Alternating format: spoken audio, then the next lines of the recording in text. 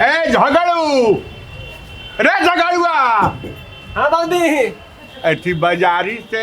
सब मिक्सर उक्सर आई बिस्कुट उस्कुट ले ला नु। हाँ माता ना तो ना देने मानी। हाँ ठीक बा आएगो काम सुन। हाँ कहतनी कि मने आई लोग त मने चाहू तुरंत जन व्यवस्था हाँ व्यवस्था नहीं तो था खाली आवे तो ना तो अच्छा आई चमेलिया बने ठीक से तैयार भी है जो जो हम बताए हम हाँ, पूछ ले तनी कहाँ पहुँचल लो। आवाज दी आवाज। हाँ ठीक बा ठीक बात तो बैठा बताइए। हाँ कुछ हाँ जी जी प्रणाम प्रणाम। कहाँ पहुँचनी सब है कहाँ ठीक बा आई सब है नीचवा जन बाएं रोडवा मुड़ा था मंदिरिया तर से नु वही में तीसरा जन बट तीसरा घरवा हाँ झगड़ू के हम भेज तनी। झगड़ा ना करे झगड़ू हमर बेटा हवे। हाँ हम भेजा तनी ठीक बा। अच्छा ए झगड़ुआ हाँ बाबूजी का भाई आ गई बालो कहाँ बानो नो ए कोनवा पे बालो मंदिर या तर हनु हाँ। ले वो लोग आओ तल नीचे आओ तल ठीक तो अन्य का बतानी जो हाँ हे भगवान सब ठीक है ठग आवे तो जब सब ठीक है बात। हाँ जी पंडित जी प्रणाम आवत लो जैसन हो हम रउआ के बताए घर ही बानी नु तनी एक आध घंटा देख ले हम बस जेने जैसा ही बात बनी वैसा ही जौन बटे रुआ के हम बोलाए। हाँ ठीक बा ठीक जी गोर लगले बाबूजी हाँ। आ गए नहीं थमे आ गए बैठी प्रणाम आ खुश रहे बाबू जी प्रणाम बैठ हम पानी पीने लाओ पानी पी के ले आवा चमेली के बोलाओ ठीक वाला और सब आवे में कोनो दिक्कत और सब बस एकदम बढ़िया से आ गई। तनी गाड़ी घोड़ा के दिक्कत होला जाम जुम लग जाता है। अब तनी एनिए रास्ता कब ख्याल लिखी जानू हाँ। पूछे के पड़ गेल। अरे हम तो काले हम फंस गए रहनी जगदीशपुर जात रहनी हां हां तले फंस गई बीच में जाम में बालू वाली ट्रक कुछ जन बाटे पहले बार दिन लागे चला जानता। हाँ कोई जाओ इसलिए नाश्ता से ले। अच्छा और सब घर के सब ठीक ठाक और सब ठीक बटे और आशीर्वाद। अरे कहानी हाँ गैया भी आई भी है कहत ले पर दू मन हां गैया भी आई गेलू हां तो क्या कहत रहलो कहत ले गैया भी आई भी है बड़ा बढ़िया बाछी देले भी है। हां हां जर्सी है नु वो तो ठीक है बट जान तो नहीं जर्सी आजकल दूध देते हैं सब देसी दूध देत नहीं की लेकिन देसी के दूध बड़ा बढ़िया। हां लेकिन आमत या तमे नहीं नाश्ता ने ते बनाते ना। अच्छा ठीक बा ठीक है बोला बोल दी हम भाई दई दा हैं भाई दई रोको जा रहे व्यवस्था करा पहले दे दई हम भेज दे ठीक तो भेज रहुआ ठीक बानी नु हमरो ठीक है बात नहीं ठंडा गर्मी जन बैठी हो त आइसक्रीम किया तो प्रणाम आपसे प्रणाम। अब बैठ बाबी बैठ हाँ बैठा हो छोटे बैठ हमार पतो हलो हाय हमार बेटी हां ना लड़की तरह और एकदम लाखों में एक बड़ी चमेली नाम है नाम में नहीं खे चमेली बोल रहूं बड़ी हानु देखी जानतनी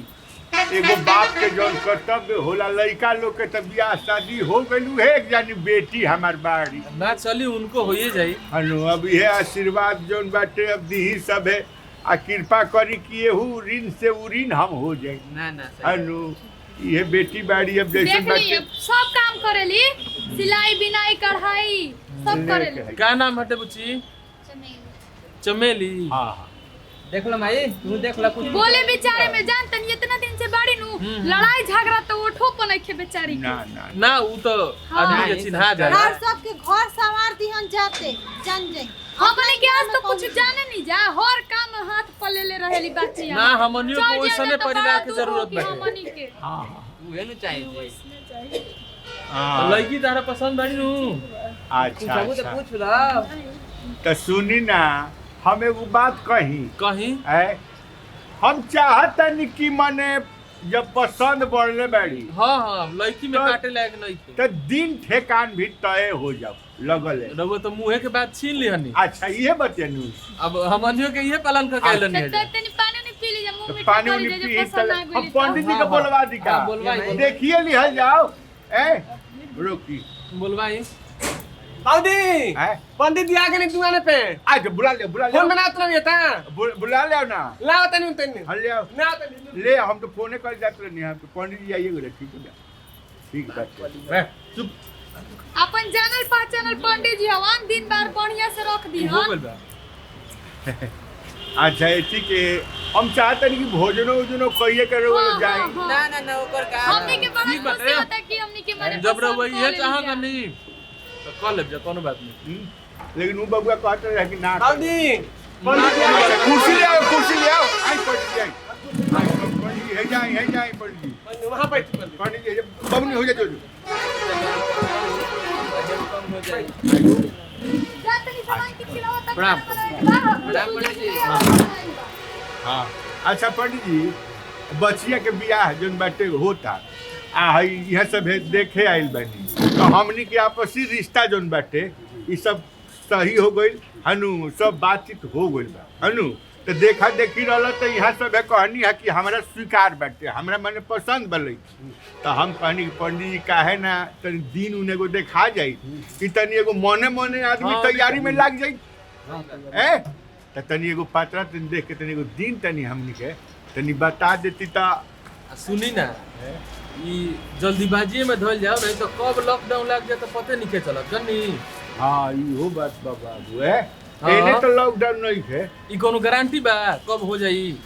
अपन तो जल्दीए में कोनो दिन हो तो देखी खानी कुछ लेन देन के अपन बतिया लेके ना ना हो लेन गइल देन बा के तब- हो गइल बा हमनी के यहाँ बात के- हो गइल बा हम कहनी ना कोनो ऐसे व्यापारी करे आइल बनी जाके हमनी के ऐसन घर ना मिली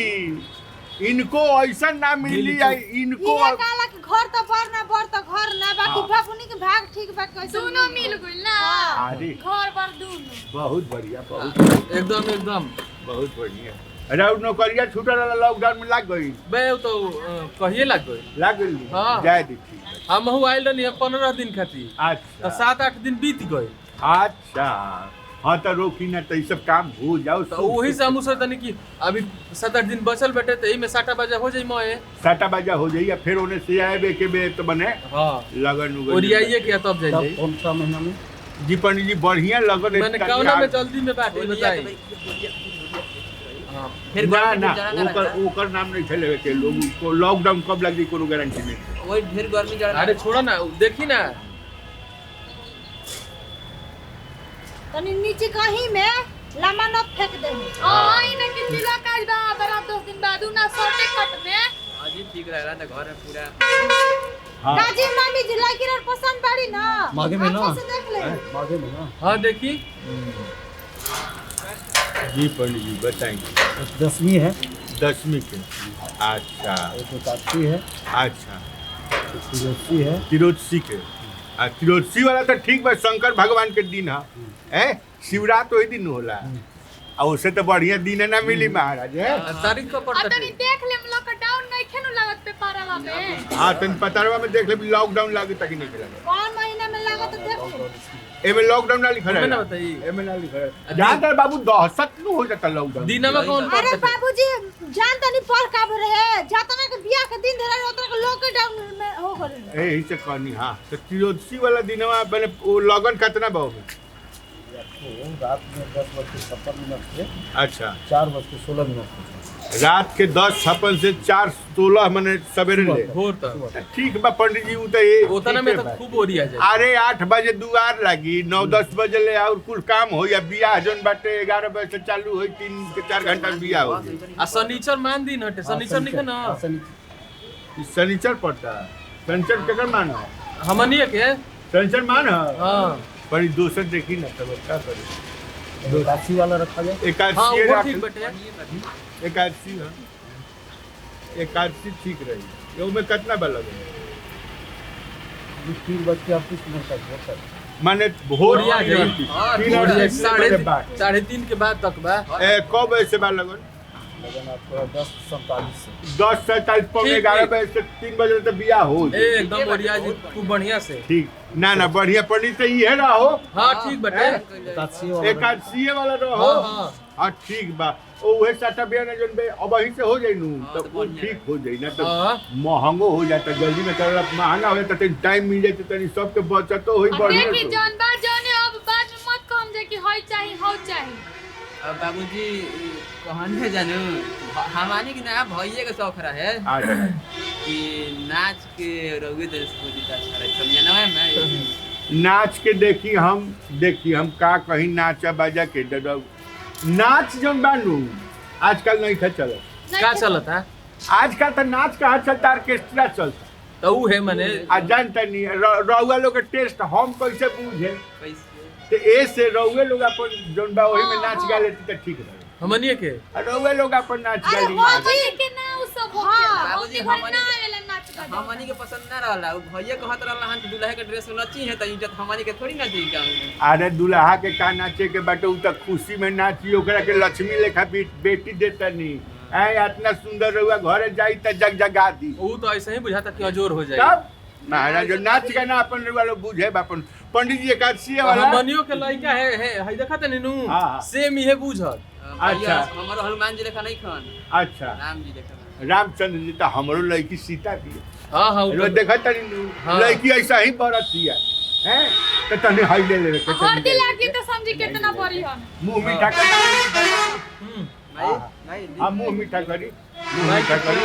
हां हां पंडित जी पंडित जी पंडित जी धीरे खाए पंडित जी। जा मार बुझाता कि ली रहुओ खाली तनी सा